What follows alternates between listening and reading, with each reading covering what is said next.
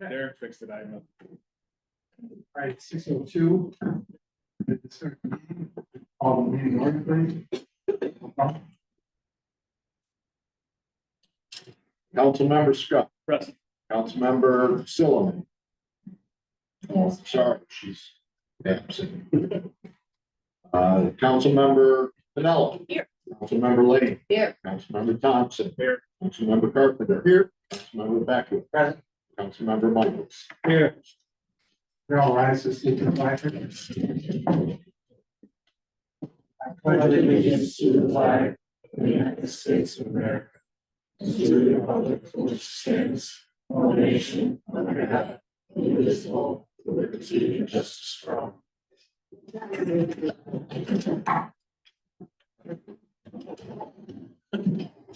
Thank you. To get out of the moment, silent reflection for Steve Billido. He was a 32-year-old trooper, 32-year veteran trooper, 32-year veteran that was from our area, that served us well during his time of need, and certainly our hearts and prayers go out to his family.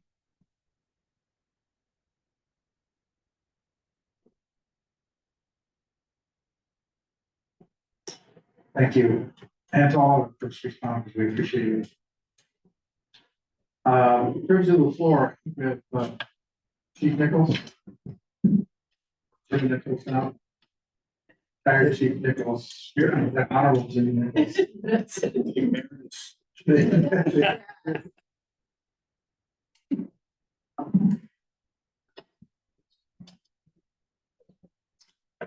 Good evening, Mayor and council members. Oh, my goodness.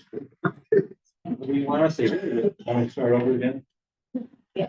Good evening, Mayor. A couple of weeks ago, I stopped in here and brought to your attention the problems we're seeing on 281 in the city of Portland, excluding the rest of 281. Excessive speed on 281. I asked you to look at that. I asked to look at our neighborhood, Hillcrest, Bellevue, Churchview. I think there's a Rosewood in there someplace. And asked you to look at the signage. There's no signage that clarifies the speed limit, truck limits on that street. But in the meantime, I had an opportunity to acquire some information from City Court. In the past 3 years, 90 speeding tickets have been issued along West Road in the city of Portland. Of the 90 tickets, 12 of them are public information, the rest were sealed.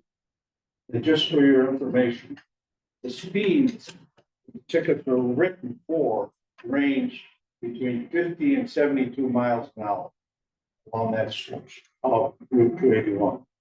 So I hope this information will help you impress upon the state of New York that something has to be done out there. I'm sure probably a lot of you saw the bad accident that they had out by it was McDonald's, Kenny Drought's 3-car accident. That's a common experience. When we think about coming from the Dryden area, the speed limit is 55 miles an hour, and then it drops down, I believe, 45, sticks at that until it hits the city, just before the city of Portland drops down to 30.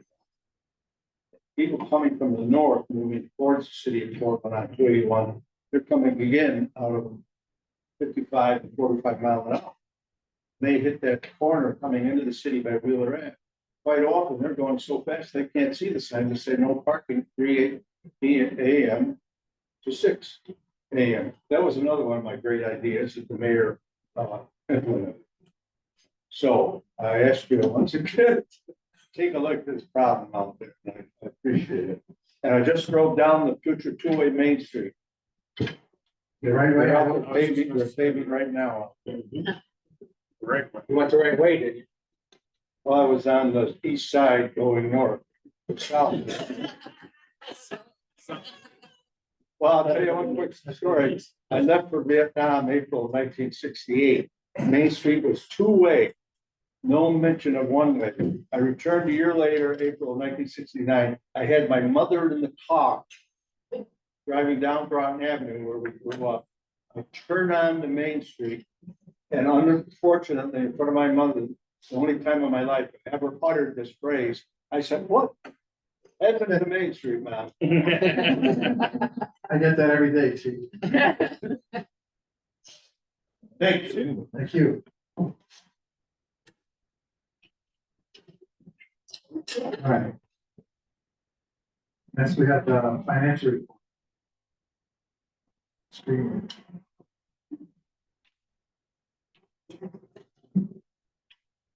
Not really sure what you're looking. Yeah, just if anybody has any questions on the, or highlights on the financial report. Questions on the, 2 meetings. any highlights you want to bring up on The only thing I wanted to point out, and it is noted in here, is that when I ran the report, August had not yet been closed, so obviously revenues are understated, so that's why I think it looks a little dire for the moment until we get that all in the books. So don't panic. Other than that, if you have any specific questions. That was the big one. I You will- guys have any receipts? Yeah. Anybody else? So motion to receive and file. Mr. Carpenter, Mr. Beckwith, those in favor? Aye. You have a question? I do have a follow-up question, but the minutes are fine. I guess what's the cause of, or what's the main catalyst for revenues and expenses being up? Being up, I don't know yet. okay. Hopefully I'll look soon, but not quite yet. All right, thank you. Amazon. What? That was said. Yeah, okay, mayor's report, so, we had a couple ribbon cuttings, this month. We have some businesses opening up, we got some more coming around the corner, which is great. Welcome back to students, great to see them back, and certainly adds a lot of energy back in the community. Continue to work on good things with them, and with that. Main Street, as Chief Nichols has said, it's paved, curbs are being set and dropping as we speak, so that's good. There's again still a lot of inconveniences in the paving aspect, and now we're starting to plan out how the 218th Street transfer will go and where that part's going to happen as far as the street lights, the signage and making all that happen. Continue to work on the issues on Main Street, ADA and other compliance. So we're trying to get some of those details worked out, and hopefully continue on that progress. But it'd be great to have Brown Ave under next. We did make our deadline of getting Main Street paved by Labor Day, literally by that Friday, we had an all base coat. So we'll continue on and put the next coat in and try to finish the sidewalks on the east side of the street, and then finishing up some of the other units. So, other than that, it's been, so, okay, so we're good with that. We'll go to ward reports. First, I just want to remind everybody that the 9/11 event that always takes place here in Courthouse Park will start at 8:30 a.m. Be about a 45-minute program. It's been a wonderful program for the last 3 years that I've attended. I'm sure it will be again this year. There's always great speakers. It's a nice ceremony, and there is a lot of uniforms there, generally 100+ uniform, which is great. I just want to remind people in the ward, I've gotten phone calls about grass out in the road from a gentleman who drives a motorcycle, 2 different places. He had to go around the grass. If you've ever been on 2 wheels, even a bicycle going fast enough, and you hit grass. Well, it's sort of like ice. You don't want to do that with a motorcycle. So please, everybody, remember, don't blow your grass on the road. If you have to blow them in the road, get your leaf blower, blow them back out. Last thing was, I got a couple cars on lawns. Code is addressing that. Remember, you cannot park your car permanently in your lawn, licensed or not. And you will have neighbors in the ward that don't like it. So I will get a phone call and then so will code, and then they have to go figure it out. Other than that, the ward's been pretty quiet, and everything looks great over there in the park right now. It's beautiful. Thanks for strong. Yeah, problem. Yeah, you can tuck it in. Where you park in your backyard, then? Live on a corner. No. Everything is very quiet in the third ward. All good. Mainly quiet, harder to get out of the driveway, you know, The college put you back, but we're used to it. There were issues on the far end of Pearl Street. With what the construction is supposed to be, that the college did on Broadway and, it ended up to not be what they said it was going to be. And the mayor took care of things, and I thank you for that. And so do the neighbors down at the far end of it. And Mr. Thompson. Pretty quiet in the fifth ward. I would just ask that everyone that goes through the fifth ward, which is part of the high school, and we have Randall down at the bottom, to please be aware and pay attention because students will be out. It's in all the schools on for sure. Start. All go ahead, Mr. Sword. I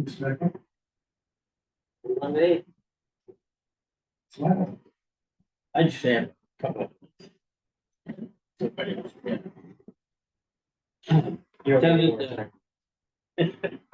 Attended a ribbon cutting at Required Pool. Molly Reagan did a great mural over there. I mean, several kids. And if you ever get a chance to look at it, you might get some photos in the paper, if not. Really something that kept the kids busy this summer.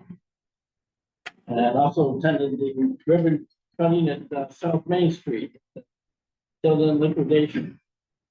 Get a chance to do that store and see what they have available.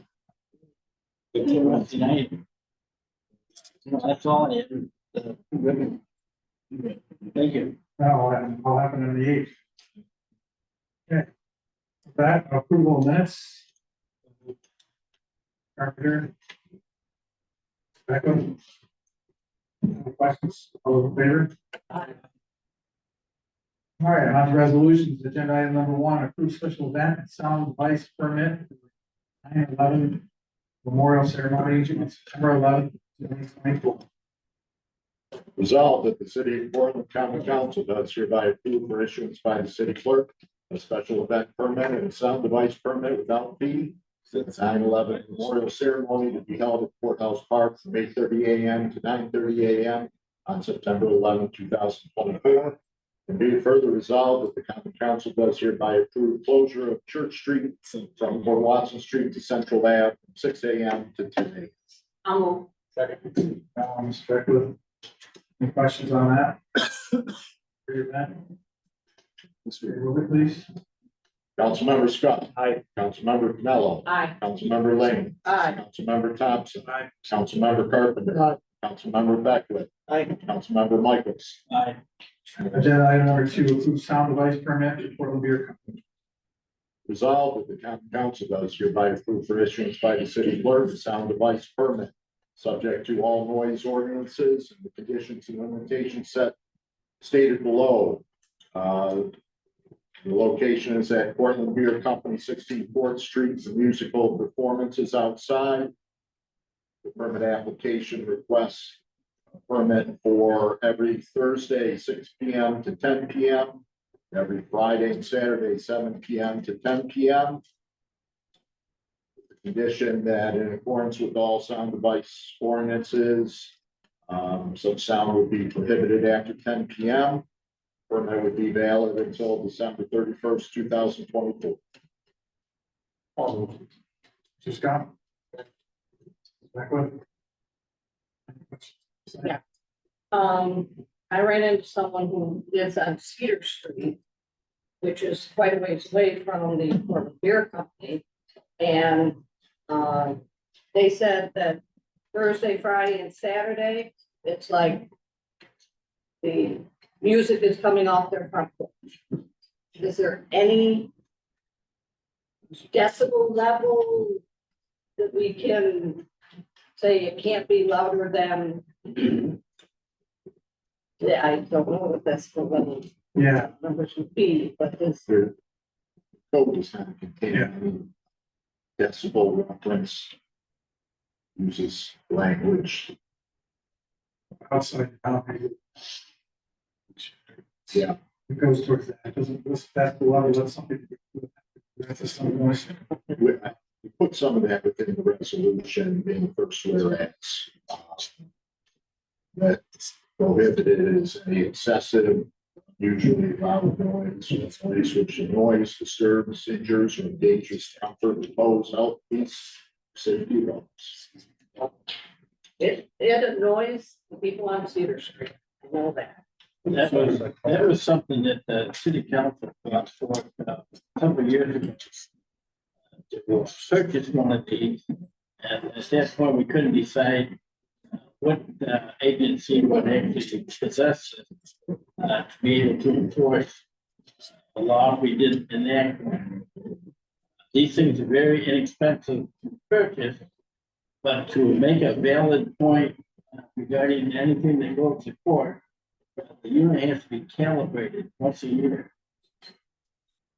And once again, that's a small fee considering noise level of some of these bands and concerts project.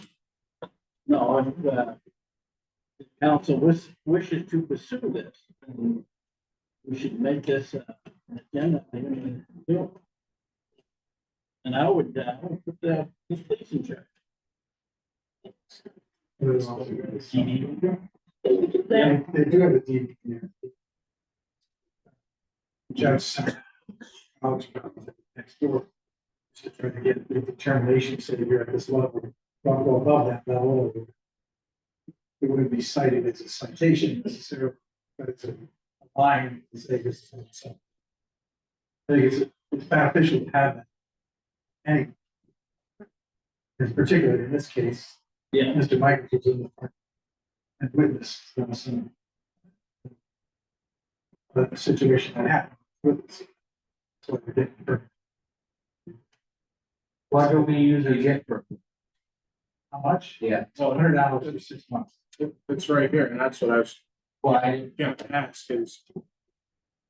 Well, for 6 months, this is It's a commercial. Is it So my question is, this is a for-profit operation versus a non-profit operation. Should there be a different scale?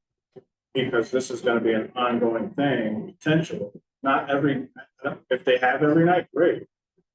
But there definitely is a for-profit operation. So the council recently approved the sound device permit for the resident over on Lebanon. For big party, live bands, and pursuant to the code, that permit is $250. So then why are they 100? We didn't write it. That's the way the council got. Clearly this needs work. I don't want to put somebody out of business, start hours every time, but I think No, that but I putting don't the want chief. to I think that's legal. Per month, per, I don't know, Yeah. a week. Yeah, That seems a little. I would offer that the council can put conditions on the permit which you issue. are we gonna change the Took me 2 hours to get it, minutes to take. fee? It'd be awesome. Big. I think it's something we need to address. Yes. That's too cheap. I mean, like I said, I'm not trying to put anybody out of business by any means, but $100 versus $250, like you said. You're gonna have a year permit, you're gonna have music 3 days a week, to me, realistically, you're looking at a $500 bill. So the resolution's written, the way the application was submitted. And I'm okay with it this year, but I think we need to address, we should structure some of this. We need to have AJ look at it, whatever. These expire at the end of the year, so it, yeah, so he gets if 6 months. approved, this would be for every Thursday, Friday, Saturday night. That's what it's. Yeah. So We can't. Unless you put some other condition. Between the money and the decibel level, I think we need to look. especially the cost of the instrument. You know, But you're right, you gotta have it calibrated, because it's not gonna hold up the work, you know. That's what I would do. That's all you know. So move. I mean, that's.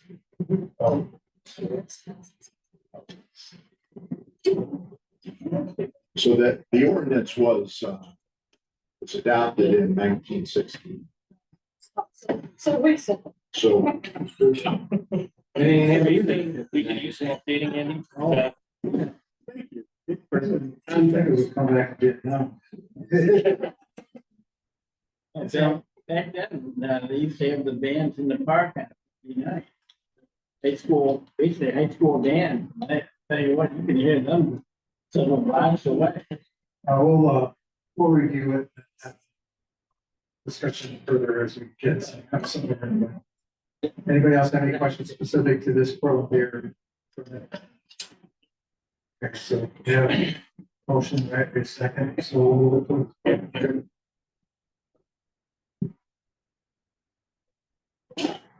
No, I just. You, like you said, you had to convince the person, the operator to go in on this. Give them a forewarning. This is gonna change. This is- Believe me, they received it for one. Yeah, and went to city is going against rock and roll. So the last time that the council approved the permit for this business was 2017. It was the last time the something was done. So we will continue to. Made it on back to 17. Councilmember Scott. Aye. Councilmember Pinello. Aye. Councilmember Lane. No, Councilmember Thompson.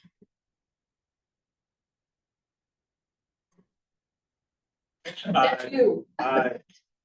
Councilmember Carpenter. Aye. Councilmember Beckman. Aye. Councilmember Michaels. Aye. Agenda item number 3, accept and recognize Porch Fest donations to the youth. Resolved that the common council accepts the donations listed below and appropriates the funds totaling $4,405 to the Portland Youth Bureau Trust Budget Account.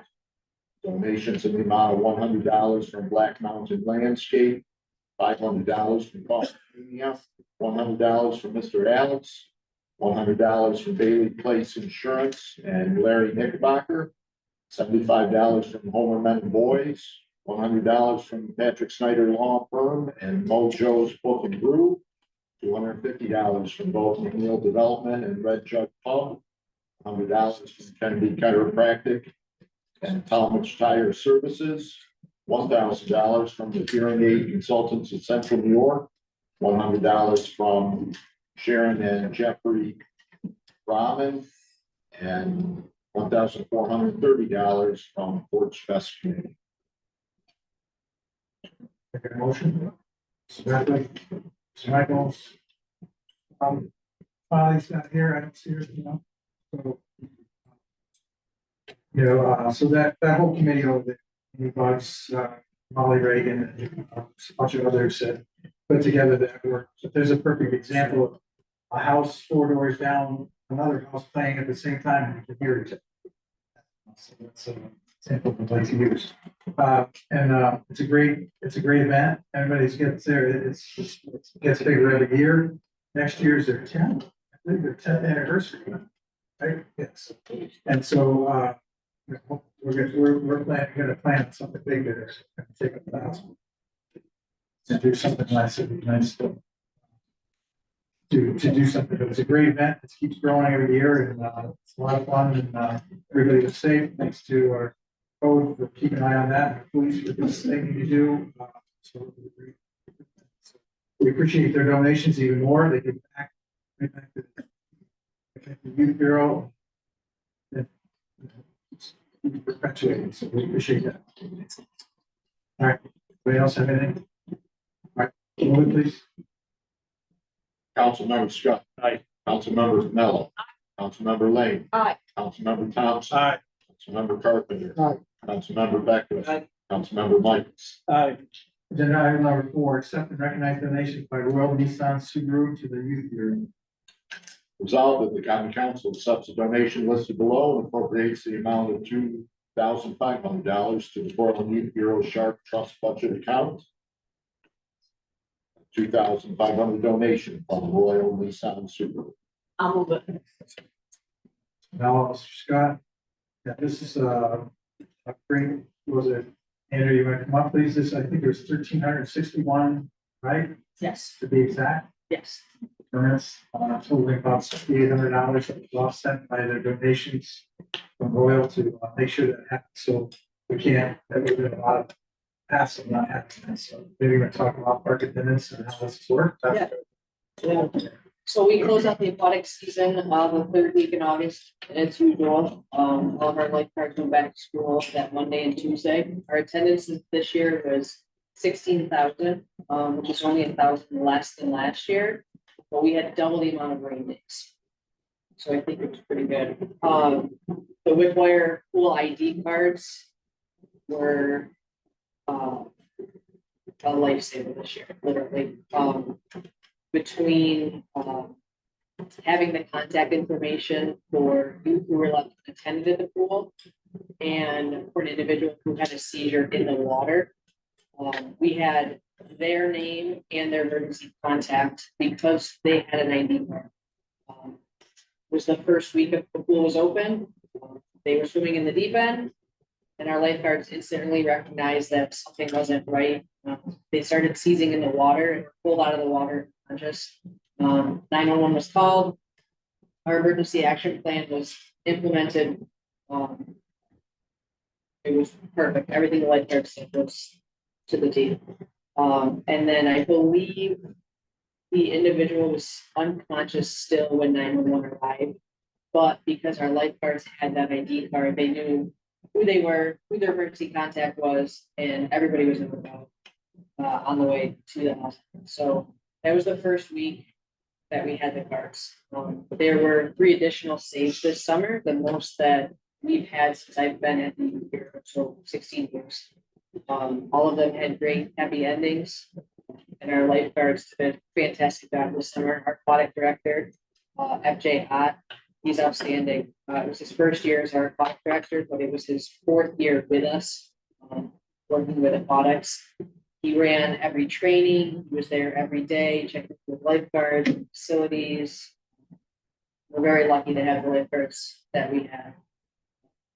We provided training for them so they can become certified and stay with us. We have many more years with them because they're all freshmen in college right now. So we've got a very young staff, but they were a great staff. It was a breath of fresh air from the year prior. Yeah. James likes the black stuff more on down there. She's, just clarify, 4 saves this year. In your whole year, probably had together. I've been with the Youth Bureau 16 years and I don't remember there being a save. I see. So Yeah. that many years not being a save and that 4 in 1 year. Yeah. Pretty impressive. And having that value that. And I also want to recognize that for Porch Fest, I just received a $250 donation from them today. So we received that from them as well. That's good. So they did business there as well. Yes. So, thank you.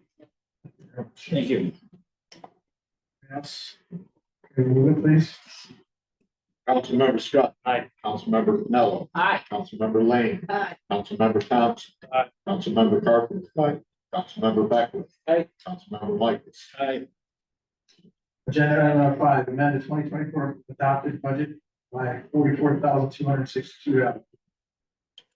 Resolved that the city of Portland Common Council on the 2nd day of September, 3rd day of September, 2024, that the 2024 budget be and is hereby amended in the amount of $44,262 as outlined in the accompanying deed.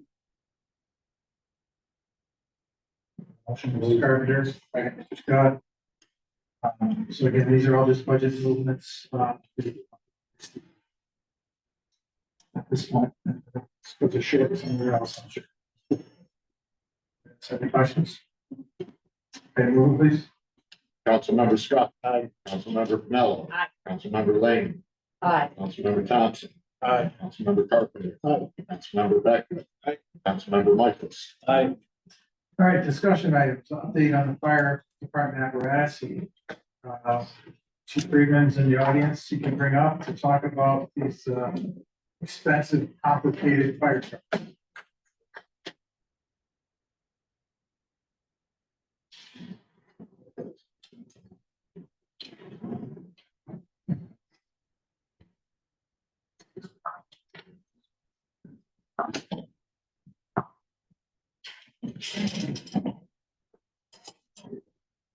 Okay, thank you, Mayor. So there's time that we have to get together and chat about the apparatus. First off, I want to say that this council, as well as previous council, have been very supportive of us for apparatus. Alderman Michaels is shaking his head, and he recognized the time that we've had apparatus in dire straits. Recently, we have purchased apparatus, kept it maintained, recognizing the overall cost to keep this going. And I often use the example that if you have a dead car battery, you go out and try to start your car and it's dead, you go get a set of jumper cables and you start it. Unfortunately, the fire truck, we can't do that. It needs to be ready to go at all the time. So maintaining them becomes a big concern. We have a hefty budget to do that. We maintain it because they have to work the way they need to. So I sent you something last week that talks about apparatus replacement. We have over time, it's coming back to Chief Glover, developed an apparatus replacement plan. Taking into consideration recognized standards that are out there on the length of service life for apparatus and also the use that we have in the city. So we placed this in with the major apparatus we've had and tried to maintain them. Again, back in time, 2010, 11, and 12, we were blessed with 2 FEMA grants to buy a ladder truck and an engine.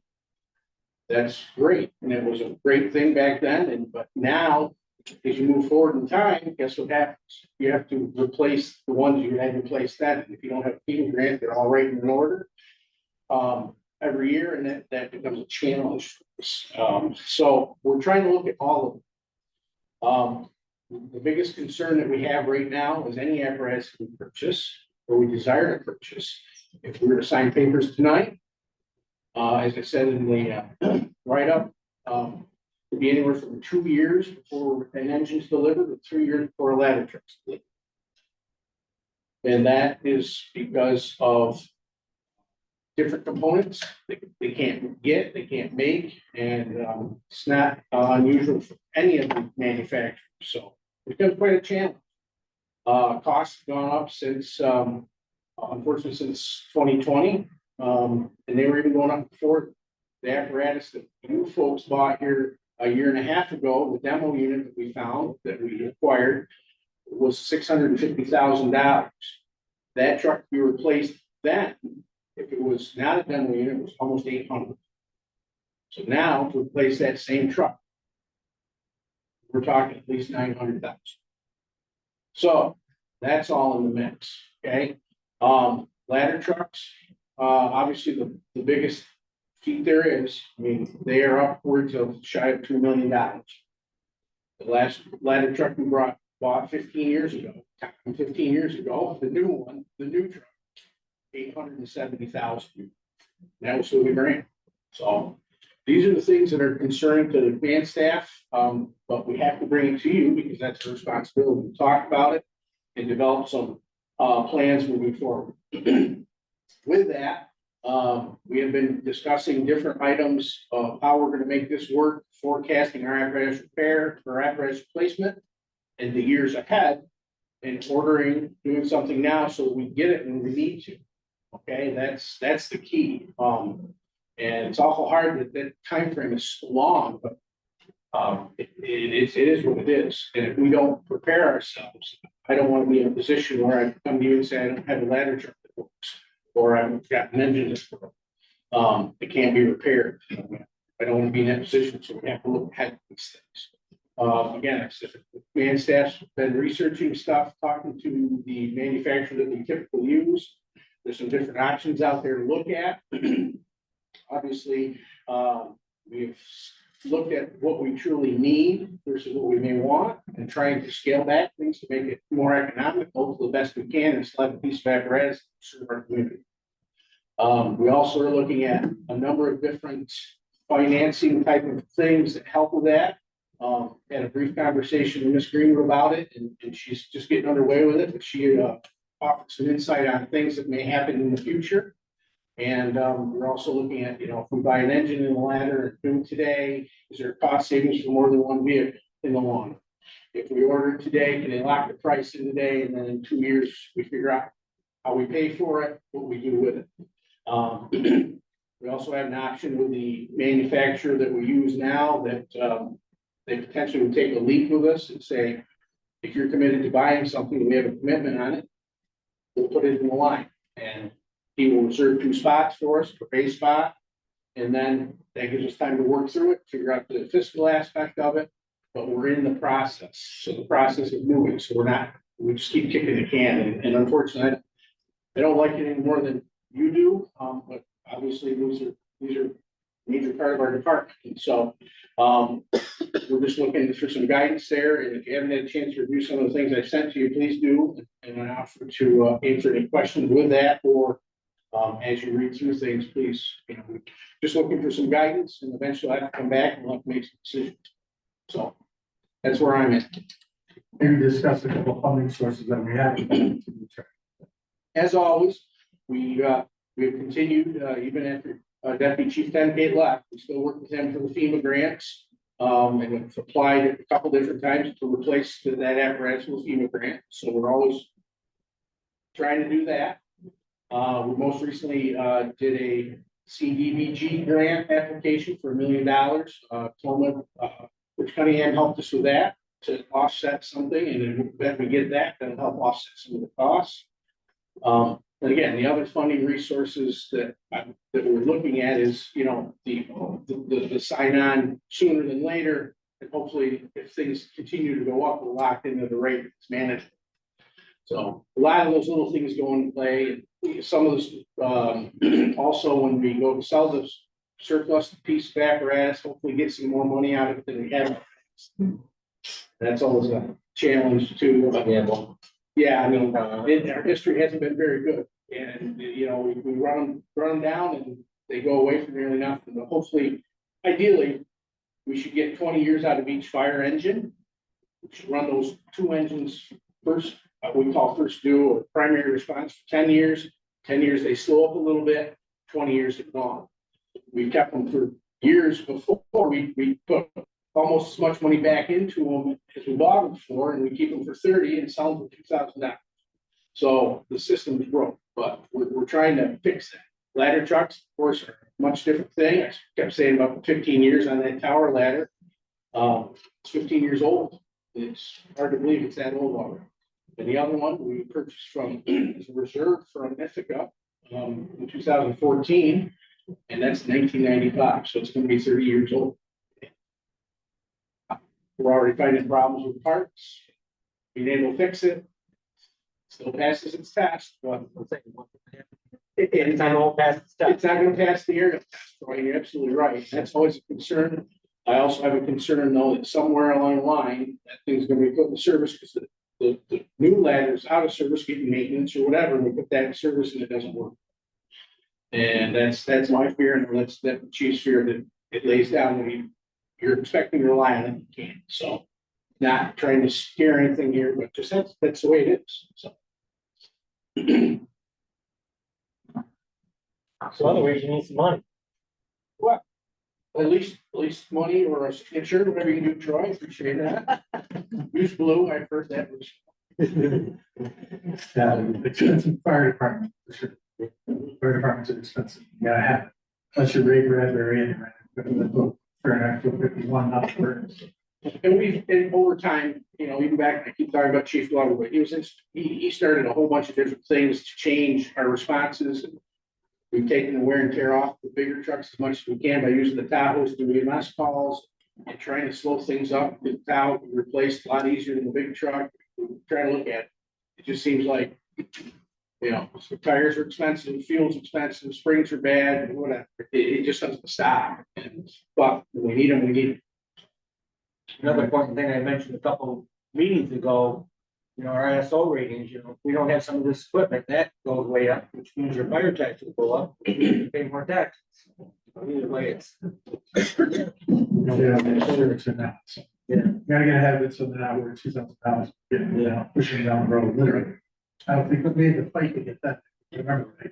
Oh, Right, yeah, yeah. Well, we don't pass the test, you're not gonna get Well, anything. right, and that's it. And even for somebody that doesn't need to have a test, that we still start. Yeah, mail.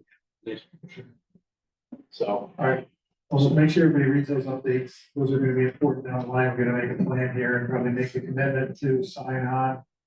For 2 trucks, to get in there. That's kind of the action I'll take is just to get in the queue, is not committing us necessarily financially, but. We get farther out there, we get this plan done.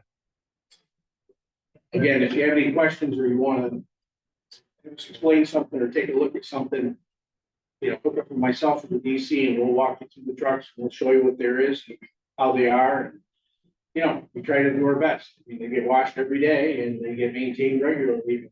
Even then, it's just, it's a different world we live in. They're being used.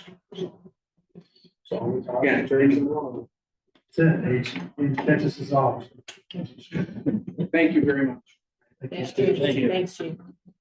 All right, well, that's what we had, so that's an expensive proposition, but we'll have to address it. To, signing on for that, make sure everybody's aware of it, and then, that commitment will be, the road, sure. With that, I have nothing else to report, we get, record meeting, I think, tonight, so, unless somebody else has something else to bring up. Motion to adjourn. That was the motion to adjourn. All in favor? Adjourn. AJ. AJ. Right, is that on?